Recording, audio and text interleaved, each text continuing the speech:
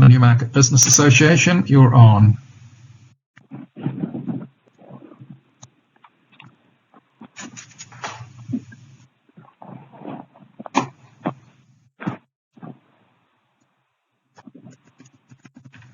You mute or something?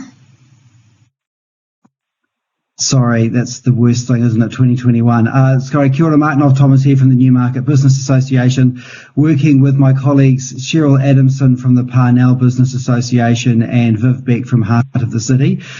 We are doing a deputation as a block, some feedback in regard to the bid policy review and the consultation Auckland Council. First of all, thank you for the opportunity and hope everybody is keeping safe and well in this current period of time we're going through. So the three of us have come together as a group, as part of a larger core group of business improvement districts, have given some collective feedback to the council regarding the bid policy review. I'm going to cover off one aspect, my colleague Cheryl will cover off another, and Viv will finish off a third part and then close off. You'll be familiar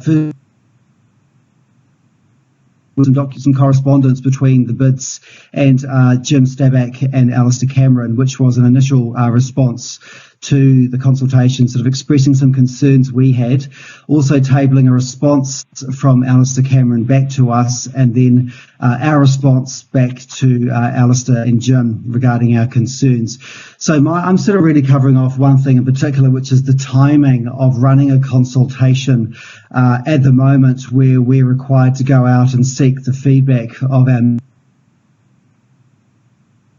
Everyone will be painfully aware that we are in the middle of a pandemic and we are still actually in alert level 4 as it is right now as of today, changing to alert level 3 at 11:59 p.m. tonight for at least another 2 weeks. This is no time to be doing a consultation where we're required to exchange and share some very complicated and complex initiatives with our membership to seek their feedback, when, to be quite frank, they are rather preoccupied with other things that are. They're worried about paying their rent, they're worried about paying their staff, they're worried about their credit line being stopped with their suppliers because they've got no cash flow to pay the bills. They're worried about their children and their families. They're not worried so much about a consultation with Auckland Council regarding a change, some fundamental changes actually in the relationship and the partnership between the bid community and the council. Viv and Cheryl will cover off some of those in more detail, but my main concern is there are at the moment in the business community, and of the bids who've gone back to council, 19 in fact, so 19 out of the 50 bids, and the 19 we're representing are actually the largest bids this really is not a priority right now for us and for our members. As I've said, they are going through their own periods of stress and anxiety regarding their businesses, many in the fight for their lives to maintain liquidity so they can actually keep trading through the alert levels, if at all. So first of all, I find the whole process going on tone deaf, and in fact in my 7 years running the Newmarket Business Association, I've never come across a process which has been more tone deaf and more missing the mood of the room. The Mayor has expressed in the media his desire to see what the council can do to support business, and one thing they can certainly do right now very easily is move this process off the radar until 2022, when we've got some breathing space to focus on this, because as we come down the alert levels from level 4 to 3 and then eventually 2, time for the busy retail Christmas trade, we're quite focused on that and making sure our businesses can survive and get through. So basically, one other aspect to this is we think that the process, the way it's being run, is possibly contrary to the Local Government Act and Auckland Council's own significance and engagement policy regarding running consultations. And some of the guiding engagement principles run by the council include allowing enough time and provide adequate resources to ensure participants have fair opportunities understand matters and contribute their views, and that isn't really happening at the moment.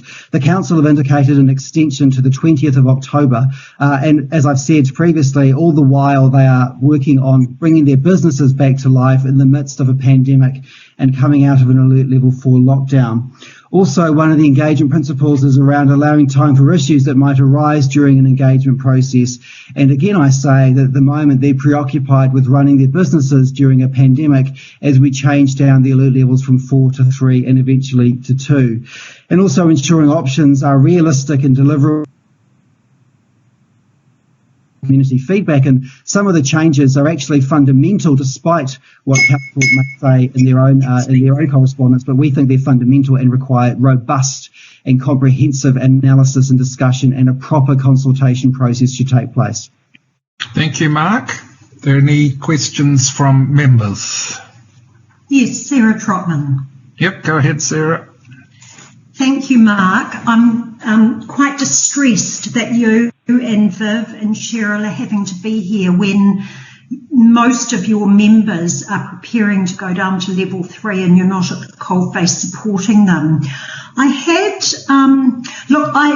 absolutely agree with you that this is tone deaf. And in fact, I'd probably go as far as saying it's disrespectful. I've been... Sarah, we'll be debating this later. This is just an opportunity for you to ask questions of clarification of Mark at this stage. You're welcome when we get to the item.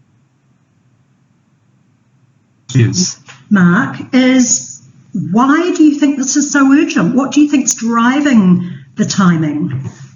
I'm a bit at a loss for words to understand why there's so much urgency and a lack of desire to push things out to a time where we could do a proper consultation. I think the council bid team, to be fair, and the council governance team, they're operating in one lane, right?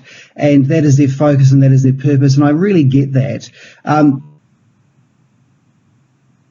Multiple lanes across complex things, multiple sectors with multiple challenges. And what might be a priority for a bid team is not necessarily a priority for a bid operating during a pandemic. So I don't understand. Maybe it's just because that is their focus at the moment. Thank you, Mark. Any other questions? Sorry, yes, I've got 2 more questions. Sorry, that'll be your limit. Go ahead. No problem. 2 more questions for Mark. I was speaking to a business leader recently yesterday, who's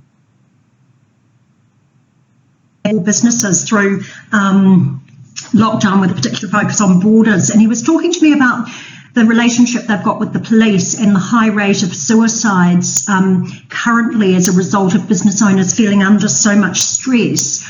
I fully support pushing this consultation out until well after the Christmas push. Sarah, once again, my question, Yep. Thank you. My question is, can you tell us a bit more about the pressure that bid clients and members are under? Absolutely. You know, the challenge, the stress, the mental health challenges are palpable. Of all shapes and sizes, and you know, we've got the large multinationals down to one person bands. Some of those smaller businesses are honestly against the ropes in the fight for their lives. They've got no cash flow. They've still got rent to pay, fixed costs to pay. It is incredibly stressful, and although there has been government support, which is welcomed in terms of the wage subsidy and resurgence payments, it doesn't really go far enough. Many of our landlords who were able to provide rent relief in the last lockdown are not necessarily in a position to provide rent relief at the moment in this current lockdown. So those costs have been borne very firmly by their tenants, and especially smaller retailers and the hospitality sector are absolutely being slammed. So the stress, the trauma and the mental health issues are honestly massive, and they are a great concern to all of us. Thank you. Thank you. And my final question is, tell me a bit about the relationship between the bids, if you can. Well, certainly in my time running Newmarket, the bid team has got smaller and smaller and smaller, and I think the resources for the bid team have shrunk through various reviews. I think, we all have a relationship with various parts of the council, and there are some really, really good people working in the council and in the bid team, but there are other challenges with some personalities, I think it's fair to say, and some bids are more reliant on the bid team than others. So some of the larger bids, for example, the 3 bids today are probably a bit more, independent in terms of their needs and wants from the bid team. But some of the smaller bids across Auckland rely heavily on the bid team and their resourcing, and there can be some challenges from time to time with personalities. Thank you. Other board members? Other board members got any questions? Mark was very clear. Yep, thanks. Okay, so I'll move that the Waitemata local board thank Mark Knoff-Thomas of Newmarket for his table presentation and attendance at the meeting, seconded by Sarah. I'll put that. Those in favour will say aye. Aye.